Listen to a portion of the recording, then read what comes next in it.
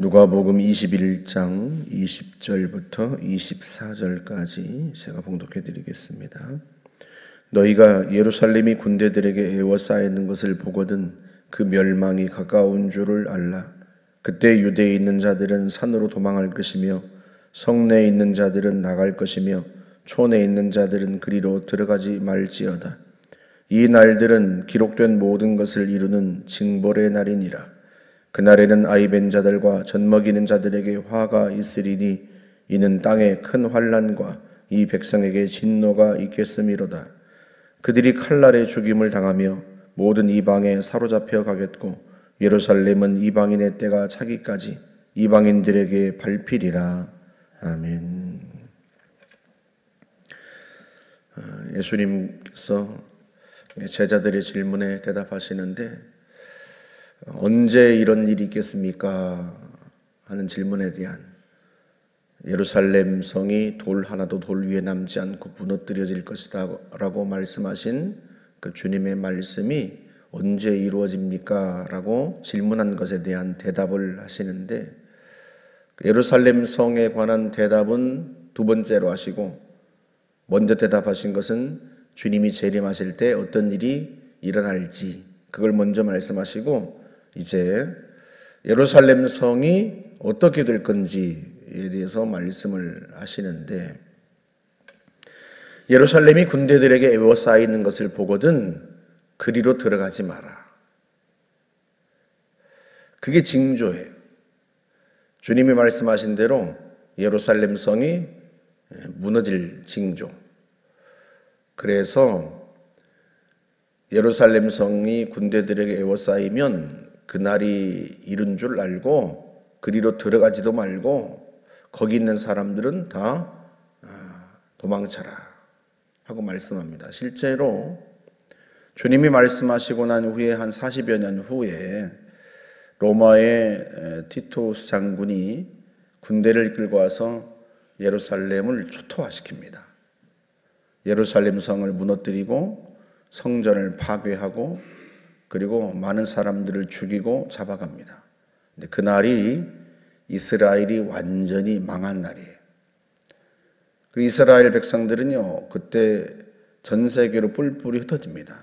그리고 나서 1948년 지금의 팔레스타인에 다시 국가가 세워지기까지 1900년 동안 전 세계를 유리합니다. 주님의 말씀대로 된 거죠. 왜 이런 일이 일어나는가? 오늘 본문에서 주님 말씀하죠. 22절에 이 날들은 기록된 모든 것을 이루는 징벌의 날이다. 기록된 모든 것. 그러니까 이미도 하나님께서 예언자들을 통해서 여러 번 경고하셨다는 의미예요. 경고하셨는데도 듣지 않아요. 그래서 결국에는 뭐가 임했다? 징벌이 임했다. 사실 예수님도 여러 차례 예루살렘을 향하여서 안타까워하시죠. 누가복음 13장 34절에서도 예루살렘아 예루살렘아 선지자들을 죽이고 네게 파송된 자를 돌로 치는 자요. 그렇게 탄식하십니다. 선지자들을 하나님께서 여러 차례 보내셨는데 그들을 오히려 죽이고 돌로 치고 듣지 않아요. 주님이 경고하시고 회개를 촉구하시는데도 듣지 않아요. 암탉이 제 새끼를 날개 아래 모음같이 내가 너희 자녀를 모으려 한 일이 몇 번이더냐. 여러 차례에 걸쳐서 주님이 경고하셨단 말이에요. 그런데 네가 듣지 않았다. 원하지 않았다. 누가복음 19장에 보면 예수님께서 예루살렘 성에 들어오시면서 예루살렘 성을 보시면서 우시는 장면이 나옵니다. 주님이 우시면서 네가 평화에 관한 일을 알았더라면 좋았을 텐데 하고 우시는 장면도 나오죠. 평화에 관한 일. 예루살렘 성이 평화롭게 하기 위해서 그래서 하나님께서 여러 차례 선지자들을 보내고 경고하고 죄를 고발하고. 그런데요, 그걸 알지 못해. 그래서 끝내 심판이, 징벌이 임하게 될 거다. 그렇게 말씀하십니다.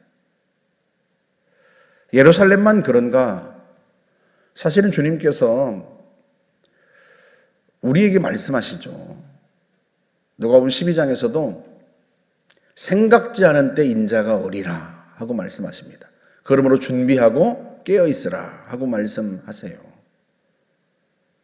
주인이 잔치에 갔다가 돌아올 때 종이 그 주인을 맞이하기 위해서 깨어 있는 것을 보면 그 종은 복이 있을 거다.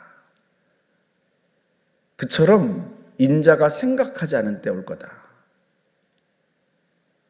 밤 2경이나 3경이나 어느 때든지 주인이 올 때 종은 깨어 있어야 된다는 거예요. 준비하고 있어야 된다는 거예요. 모든 성도들이 준비하고 있어야 돼요. 주님이 언제 오시든 주님 맞을 준비가 되어 있어야 합니다. 그 깨어있는 종에 관한 이야기를 듣고 제자들이 듣고 베드로가 물어요. 주님, 이 말씀이 우리에게 하시는 말씀입니까? 모든 사람에게 하시는 말씀입니까? 누구에게 하시는 말씀이겠어요? 제자들에게만 하시는 말씀이겠어요? 모든 사람에게 하시는 말씀이죠. 왜? 주님의 재림의 날은 모든 사람에게 임하니까. 그게 징벌의 날이 되지 않도록 깨어있으라는 거예요. 그래서 주님이 이어서 또 하나의 비유를 들려주시지 않습니까? 누가복음 12장에서 지혜롭고 진실한 청지기의 비유. 주인이 올 때까지 종들을 맡아서 때를 따라 양식을 나누어 줄 청지기가 누구인가 하고 말씀하시죠. 그런데 만약에 주인이 더디 오리라 해서 종들을 때리고 먹고 마시고 술 취하면 어떻게 되겠느냐 하고 주님 말씀하시죠. 그래서요,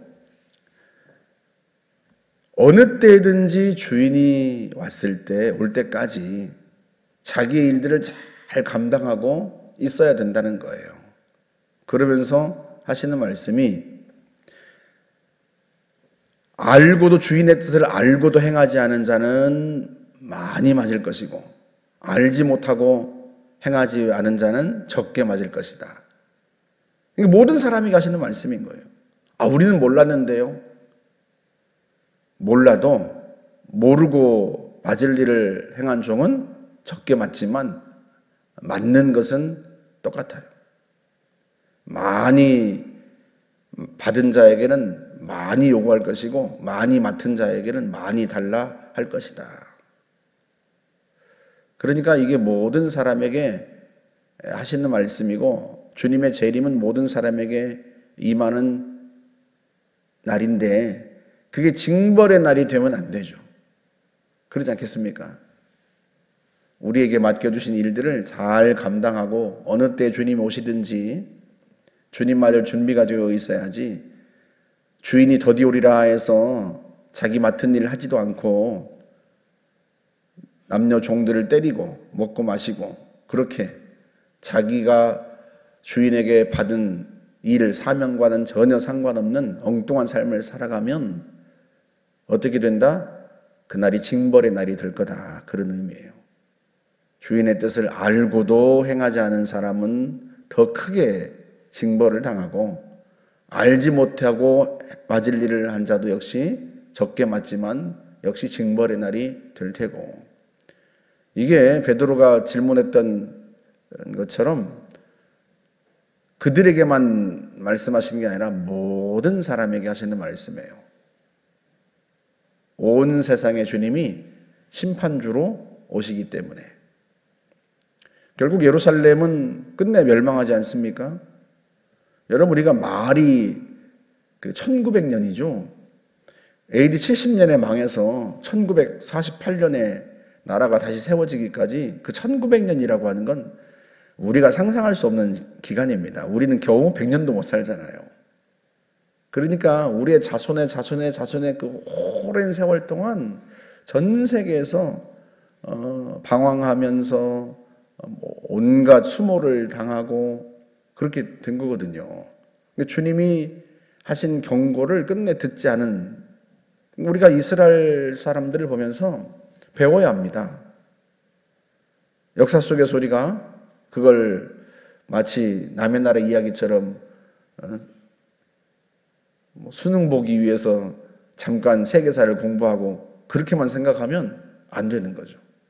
주님의 말씀이 실제 역사 속에서 이루어지고 그들이 얼마나 큰 환난을 당했는지를 우리가 안다면 주님의 말씀이 이루어지는구나 생각하고 우리도 역시 우리에게 그런 일들이 이루어지지 않도록 우리는 주님이 오셨을 때 주님께 칭찬받고 환영받는 그런 사람이 되도록 우리가 깨어 있어야 하는 거죠.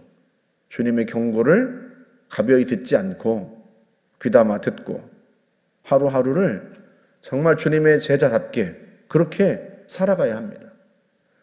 설사 우리가 살았을 때 주님의 재림이 임하지 않다 하더라도 여러분, 개인의 종말의 때는 누구에게나 온단 말이죠. 문제는 그 개인의 종말이 생각지 않은 때 온다는 거예요.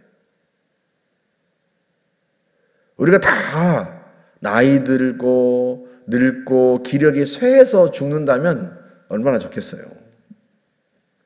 그런데 개인의 종말은 그렇게 오지 않아요. 생각지 않은 때 개인의 종말이 옵니다. 그러므로 우리가 깨어 있어야 돼요. 언제 주님이 오시더라도 기쁨으로 주님을 맞이할 수 있도록 깨어 있어야지 우리가 제자답지 못한 삶을 살아가다가 어느 날 주님 오시면 큰일 나는 거죠. 우리 연희 권사님 죽다 살았잖아요. 그때가 한창 때예요. 40대, 젊을 때, 30대 후반인가요? 누구에게나 그런 날이 올 수 있다. 근데 이현희 권사님 또 그런 날이 안 오리라고 장담할 수 있겠습니까? 정신 바짝 차리고 사셔야죠. 그렇죠? 내가 너 살려서 보냈더니 너 지금 뭐 하고 있는 거야 지금? 그러면 큰일 나는 거죠. 주님 말씀대로 누가복음 13장에 나오는 주인의 뜻을 알고도 행하지 않은 자는 많이 맞을 거다. 우리 이현희 권사님이 거기에 해당하는 거예요. 알고도 행하지 않으면 큰일 나는 거죠. 알고 있으니까 어떻게 해야 돼요? 정신 차리고 주님의 뜻대로 살아야죠. 한번 죽어봤으니까. 그렇잖아요. 그날이 징벌의 날이 되지 않도록 우리 모두가 깨어 있어야 합니다. 주님 뜻대로 살려고 힘쓰고 주님 언제 오셔도 기쁨으로 맞이할 수 있도록 해야 합니다. 준비되어 있는 삶, 주님 맞을 저와 여러분들이 그런 삶을 사시기를 주님의 이름으로 축복합니다. 함께 기도하겠습니다. 좋으신 하나님, 주님 오시는 날이 또 주님 맞이하는 종말의 날이 징벌의 날이 되지 않고 축제가 되고 기쁨의 날이 될 수 있기를 원합니다. 우리가 준비하고 깨어있는 삶을 살아가기를 원하오니 주님 저희들을 도우시고 함께하여 주옵소서. 예수님의 이름으로 기도하옵나이다. 아멘.